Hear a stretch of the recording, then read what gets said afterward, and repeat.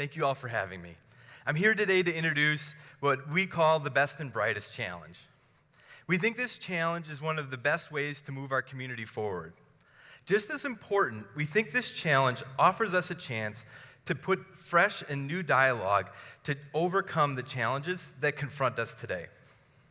I hope through a few glimpses into my own life to introduce how I came to believe and act on this challenge in my own way, and how I might ask all of you to join it and why I think it's so important.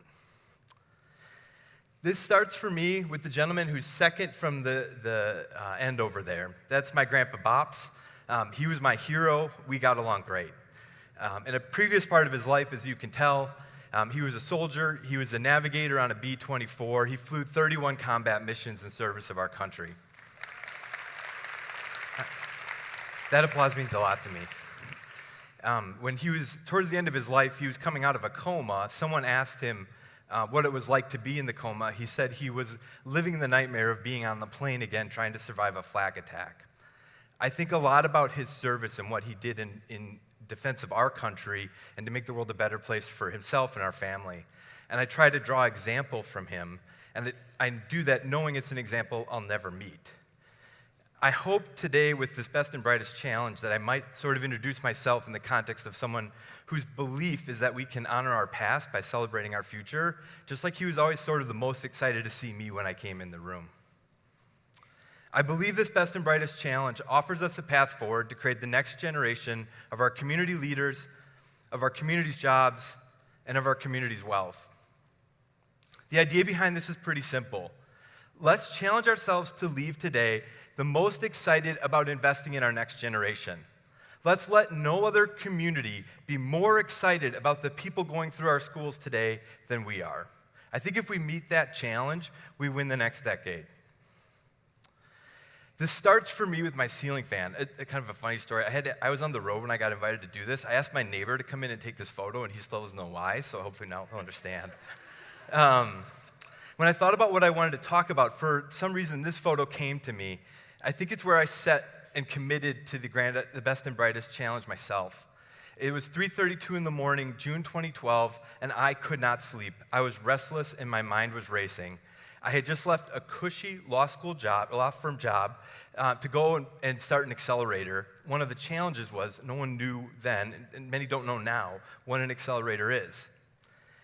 An accelerator is like a 7 to 12-week program where we recruit the best and brightest in a community with the idea that we can work with them in these cohorts over a period of time to surround them with resources so that they might grow in a few months as much as they would in a few years without us. We're trying to help people go from founders to a startup with this program. Along the way, we surround them with best-in-class mentors, people who are coming in on a pay-it-forward basis to help these founders get going. We try our best to introduce them to potential customers. There's no better way to help a new founder than to help them get some revenue. And we introduce them to investors. When we started and still do, we tried to invest everybody to at least 50 investors. We're accountable for their success. We invest in them. I believe there's no better compliment than investing in someone. And most importantly, we believe in them. Our job is to be their advocate, and when it's tough, for them to know we're in their corner. Which brings me back to the fan. That night, I was wrestling with a ton of self-doubt. I tried to be someone who embraces an ideology of never self-defeat, but I couldn't get the idea out of my head that writing a $20,000 check to one of our community's 25-year-olds and expecting them to build a $50 million company with it is what it's like to be crazy but not self-aware. But then it worked. My co-founder and I did 12 cohorts. We worked with 60 companies. Those companies, 6 of them are already worth over $100 million. Many of them will go on to breach that mark, and then so many of them have been success stories just in a different way. At first, they would create a job. Then they would create another job. Then they'd create a bunch of jobs. Then hundreds of jobs. Today, we measure our growth like 50, 100, 150 jobs a month from our alumni. I love it because I'll try to go in for a meeting, and after they have a couple hundred employees, no one remembers us, and they're like, do you have an appointment? It's like, no, I don't have an appointment. Bring them out, you know? But it's incredible to see what people can do when you believe in them as they take something from nothing. We started with startups. We went to our artists. We included musicians. And today we support professionals trying to skill into a new career. Instead of taking someone to meet 50 VC firms, we'll take them to meet 50 gallerists, 50 record labels, or 50 new employers. I'll add that I had to really believe in myself when I started walking into record labels. We serve this now across 47 communities in 3 countries. Along the way, we endure failure, and I want to bring this out. Startups are close-run contests. The difference between success and failure can be razor thin. I still believe, having seen so much failure in the course of trying to build, that the greater risk for our communities is not that we lose. The far greater risk is that all the times we never try. And I'm here today to challenge us all to play to win. That's where I think the best and brightest challenge comes in. We have some ideas on how we could take this from our experience with an accelerator to all of you thinking about what we can do to challenge the next generation of our own community. Our first call is let's be passionate about renewing the institutions we already have. I think there's so much energy around starting something new that sometimes we forget to go and look at the things we've already built and adapt them to the challenges of our times. I'm going to pick a little bit on workforce. The country's workforce system was created decades ago. So much of the discussion we've had at TED is how fast the world is changing. The way we think about it, the game is going faster than the rules. And it's more important than ever for all of us to think about how we adapt the institutions we've already built to the challenges of the hour. And that includes workforce. I'll give 2 examples of things that made sense before, but maybe need to be reconsidered now. 1, the way that we admit new curriculum for short-term skilling, I mean 6, 8, 10-week skilling, shorter than a semester, and dedicated to people most in need of getting back into the workforce in our community, is built around a brick-and-mortar world. What that means is that our curriculums seek to advance industries that are both licensed and in demand. But in today's economy, so many new jobs have varying titles, and the industries that are emerging aren't licensed.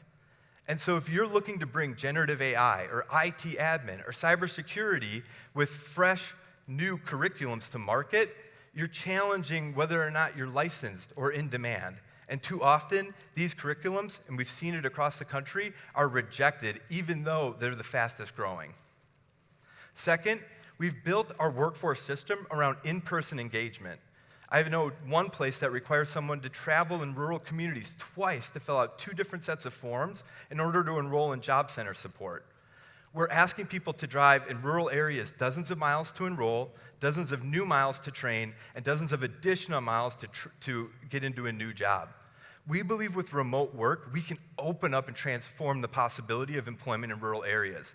Let's enable virtual enrollment, virtual training, and let's bring the thousands of remote-enabled jobs to the doorstep of people in remote communities so that we can import that cash to grow our place. These are easy changes that we could do today. Second, let's invest in our own.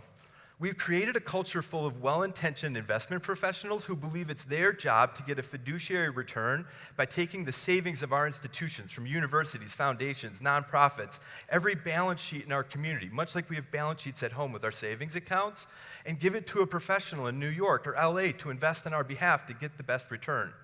That's well-intentioned, but the effect is that you might as well take shipping containers off a ship, put all of our cash in it, and send it to the coast. We wonder why, as we export our savings, we challenge to find new ways to fight the brain drain. I think it's as simple as choosing to invest in our own.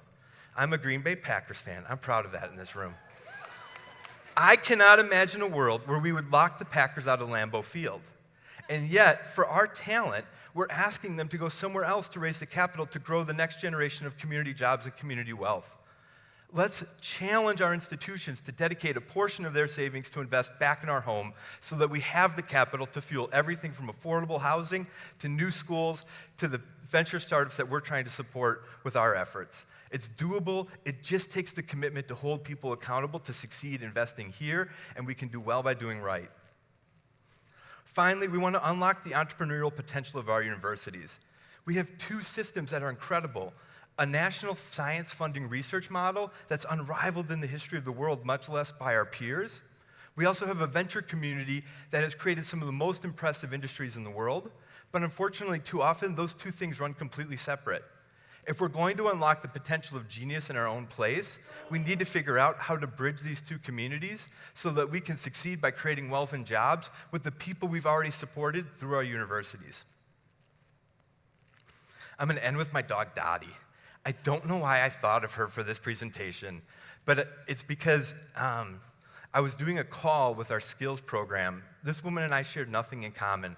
She was in the hospitality industry in Appleton. She's a black woman in a white city, and she was trying to get a job during the COVID health crisis. I couldn't read her. We were finishing our call, and I was talking to her about just trying to finish the program. I was worried because she was so monotone that maybe she was thinking about dropping out. I said something to the effect as we were wrapping up, like, "We believe in you and we're proud of you." The veil unlifted, and she opened up and spilled out. I'm not an emotional person. My veil unlifted, I opened up, and I spilled out. My dog was sitting next to me. She's not the most affectionate dog, and she was pretty affectionate because I think she knew I needed it. It took me back to the ceiling fan. I think she and I shared one thing in common, which is this challenge to get around your self-doubt to enable your never self-defeat. And I think that day, she was our best and brightest. She lifted herself from challenges I could never imagine to invest into herself. If she can do it, we can do it. My hope is you leave today empowered to think about how you can bring this ideology of investing in our next generation as the answer to how we solve the challenges of tomorrow. I'm so grateful you invited me to come in and speak. Thank you all. It was a pleasure speaking with you.